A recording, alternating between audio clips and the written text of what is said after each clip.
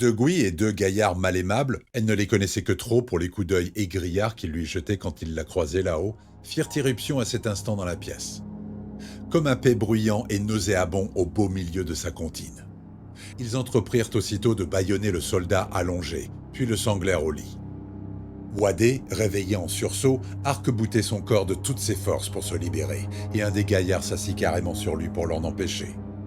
Vaincu, à moitié étouffé, il cessa de se débattre, mais le regard triste et froid qu'il lui jeta alors semblait vouloir dire « Tu m'as trahi, livré à ces brutes. Pourquoi ?»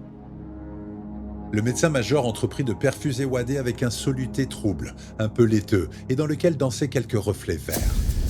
Son effet fut quasiment immédiat.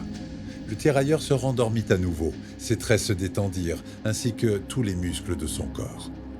Le tout avait pris moins de 2 minutes. De Gouy s'adressa à elle. « Ne faites pas cette tête, dites-vous que c'est pour la bonne cause !» Cela, il désignait la bouteille en verre pendue à sa potence au-dessus du lit, devrait drainer le reste de merde noire encore dans son corps et le sédater jusqu'à la prochaine étape. Croyez-moi, ne rien savoir est une bénédiction. Lorsqu'on vous renverra dans le monde normal, vous n'aurez rien à vous reprocher et vos rêves seront agréables et clairs. Vous allez le laisser attaché ? Pour le moment, oui. Profitez-en pour remonter vous reposer et faire un brin de toilette. Vous en avez besoin. Les aides-soignants vont rester.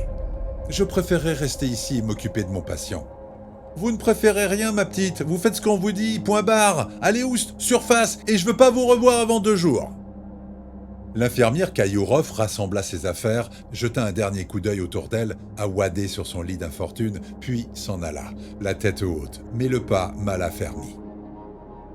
Elle se permit de claquer la porte en sortant, même si c'était un geste enfantin. Elle prit de plein fouet la chaleur humide et écrasante du gouffre, contrastant si fort avec la température régulée de l'infirmerie. Elle fut presque instantanément en sueur, ce qui la mit définitivement de méchante humeur. Sortant son indicateur des navettes surface d'une des poches de son tablier, elle constata que la prochaine partait dans 20 minutes. Pas fâchée de rejoindre le monde des hommes, mais un mauvais pressentiment, comme une impression funeste, la fit frissonner. Un comble. Qui sait ce qui allait arriver au pauvre diable de Troufion Noir ? Peut-être n'aurait-elle pas dû... Allons, reprends-toi, Natacha. Ta maman dirait « regretter le passé, c'est courir après le vent ». Puis, elle entreprit de gravir l'escalier qui menait à l'ascenseur, sans plus se retourner.